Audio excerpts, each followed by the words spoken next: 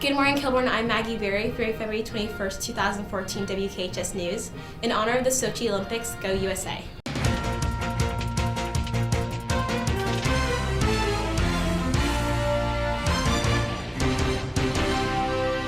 The Sochi Winter Olympics opened Friday, February 7th.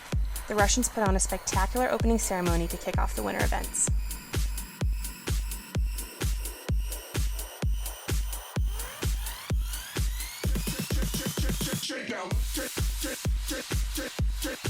Currently in the medal standings, the U.S. is leading with a total of 23 medals.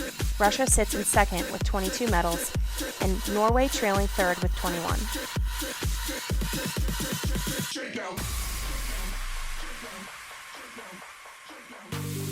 On Monday, February 17th, Meryl Davis and Charlie White captivated their audience by winning gold for the first time for the U.S. in ice dancing history, scoring a 195.52 in the event. The couple won the long program with a season's best of 116.63 points. Canada took silver, while Russia took bronze. As the Winter Olympics slowly comes to an end, with the closing ceremony February 28th, the determination for gold in all the Olympians' hearts is still strong. Good luck to all U.S. teams in their fight for gold. Annika Thomas, WKHS News. Fracking has become a much discussed topic among students, lawmakers, and environmentalists. Bryn Caswell gives us more information on the process known as fracking. What is hydraulic fracturing or fracking? Since the Industrial Revolution, our energy consumption has risen unceasingly. The majority of its energy consumption is supplied by fossil fuels like coal and natural gas. Recently, there has been a lot of talk about a much discussed method of extracting natural gas, hydraulic fracturing or fracking. Water, sand, and other various chemicals are used in order to release the enclosed natural gas. Fracking has been around since the 1940s, but in the past 10 years there has been a fracking boom in the USA. Fracking has already been used over 1 million times in the USA alone. 60% of all new oil, gas, and gas wells are extracted by using fracking. So let's take a look at how fracking actually works. First, the shaft is drilled deep down into the earth. From there, a horizontal hole is drilled into the gas-bearing layer of earth. Next, the fracking fluid is pumped into the ground using high-performance pumps.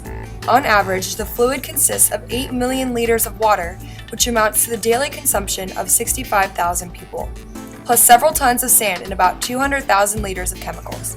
The mixture penetrates into the rock layer and produces a ton of tiny cracks, allowing the natural gas to be released. So, what is the problem with fracking? It's the fact that it is happening in our own backyards.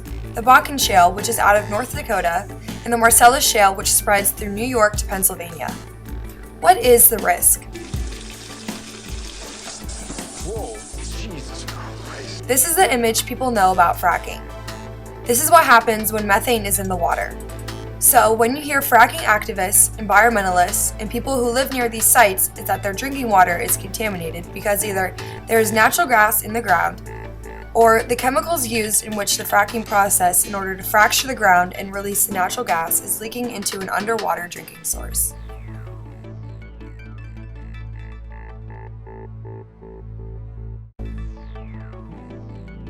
So, how is fracking and its expected benefits to be assessed if its advantages aren't met with the disadvantages? When properly employed, this technique offers one way in a short-medium term to meet our demand for lower cost energy and less dependency on foreign sources of energy. But the long-term consequences of fracking are unforeseeable, and the dangers to our drinking water should not be underestimated. Bryn Caswell, WKHS News. You don't believe it? Go over and take a big gulp of my water. There are troubling times in the Kingdom of Worthington as Castle Park is being destroyed. Michael Revilla and Kristen Barone tell us more. Old Sawmill Park, better known as Castle Park, is a playground most of us can relate to as the best place to play tag. Unfortunately, this popular place of childhood memory is no more.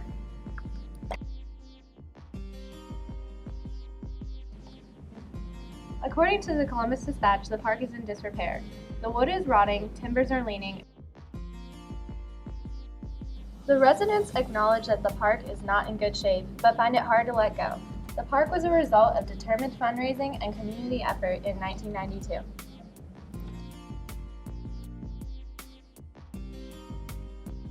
The replacement may not be as big or as intricate as the original, but city officials are discussing a future design with community members to be built this summer.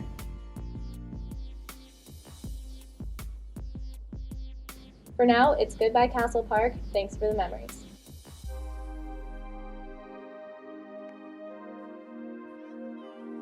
Kristen Brown, WKHS News.